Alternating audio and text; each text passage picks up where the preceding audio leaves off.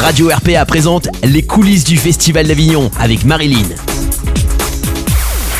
Bonjour, nous sommes comme tous les jours dans les coulisses du Festival d'Avignon et aujourd'hui nous partons à la rencontre de Sébastien Savin. Bonjour. Bonjour. Comment allez-vous ? Je vais très bien, merci. Ça se passe très bien. Alors ne vous formalisez pas, je pose cette question à tout le monde. Sébastien Savin, qui êtes-vous ? Je suis un comédien, je suis aussi auteur, metteur en scène, chorégraphe, ça c'est mon parcours.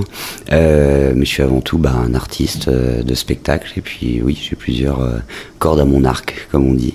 Et là, mon rôle ici à Avignon, c'est je suis comédien, je joue dans Les Dessous de Savin, qui se joue tous les jours à 15h30 au Théâtre Le Forum. Alors justement, parlez-nous un petit peu des Dessous de Savin, ça raconte quoi ? Qu'est-ce qui se passe ? Dites-nous en plus. Alors c'est l'histoire d'un fils de boucher charcutier qui rêve de faire du music-hall, du spectacle. Et son papa lui dit oui vas-y, le spectacle c'est comme la boucherie, c'est-à-dire que tu te lèves tôt, tu travailles et ça devrait fonctionner. Alors malheureusement ce métier fait que c'est un petit peu plus compliqué que ça.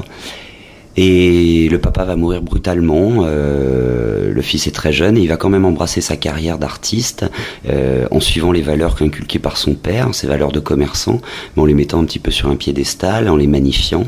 Et donc ce que raconte cette histoire, c'est le parcours initiatique de ce jeune artiste qui découvre le milieu du spectacle avec des valeurs pas forcément adaptées à ça.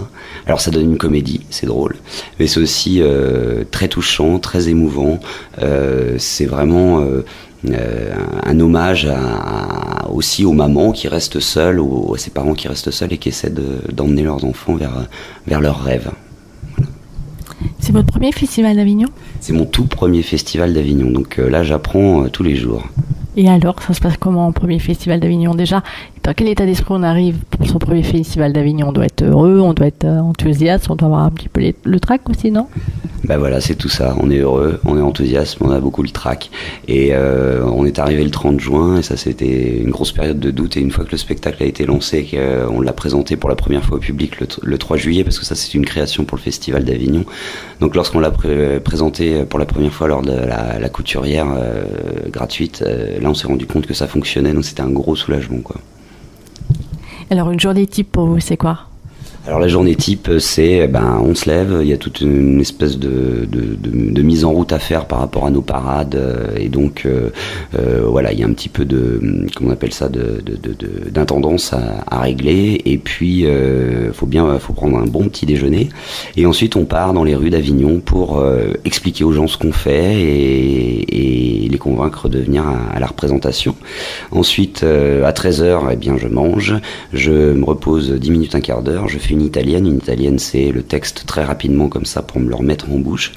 Et puis je me prépare et j'arrive au théâtre pour jouer pour 15h30. Et après la représentation, on se prend 1 heure de débriefing, 1 heure de pause pour souffler un petit peu. C'est quand même 1h10 tout seul sur scène, donc ça fait un petit peu ça demande de l'énergie. Et je repars avec mon équipe en parade, en tractage jusqu'à 20h, 21h. Et lors de cette chaleur-là, j'imagine que ça doit être juste épuisant et fatigant ? Oui, c'est ça, mais enfin, vous savez, c'est la passion qui nous anime, et je crois qu'on s'y fait finalement à la chaleur. Moi, on vient de Paris, on est basé là-bas. Effectivement, je crois que les températures à Paris en ce moment sont bien élevées, mais on s'y fait à cette chaleur, ce qu'on fait. On n'y pense plus. Et puis, est-ce qu'on a le choix de toute façon ? Des projets après ?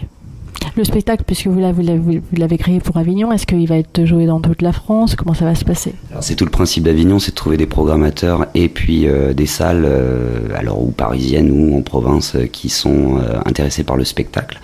Alors on a beaucoup de programmateurs qui viennent découvrir ce spectacle. Maintenant, le Festival d'Avignon n'est pas terminé, donc je pense que ces gens-là vont voir un maximum de spectacles et feront leur choix une fois qu'ils auront vu tout un panel de spectacles. Mais on a déjà quelques touches pour la rentrée à Paris. Oui. Bon, en tout cas, j'étais très contente de passer ce moment avec vous.